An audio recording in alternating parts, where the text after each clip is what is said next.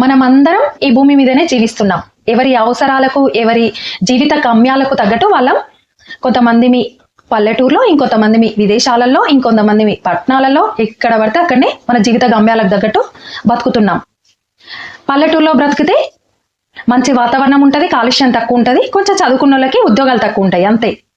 అదే పట్టణంలో బ్రతికితే కొంచెం చదువుకున్న వాళ్ళకి ఉద్యోగాలు ఎక్కువ ఉంటాయి, అట్లనే ఖర్చులు ఎక్కువ ఉంటాయి, కాలుష్యం కూడా ఎక్కువనే ఉంటుంది.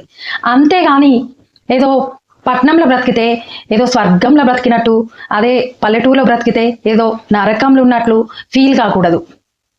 మనం ఎక్కడ బ్రతుకుతున్నా ఎంత చెట్టుకు అంతే గాలి. ఎవరికి తగ్గట్టు వాళ్ళకు కష్టాలు, ఆనందాలు, సుఖాలు అన్నీ కలగలిపే ఉంటాయి. ఎంత చెట్టుకు అంత గాలి. ఎక్కడ బతుకుతున్నామన్నది ముఖ్యం కాదు, ఎంత మనశ్శాంతిగా మన కుటుంబ అవసరాలకు తగ్గట్టు మంచిగా సెల్ఫ్ కాన్ఫిడెంట్గా జీవిస్తున్నామా లేదా అన్నదే ముఖ్యం కదా. ఓం శ్రీమాత్రే నమః.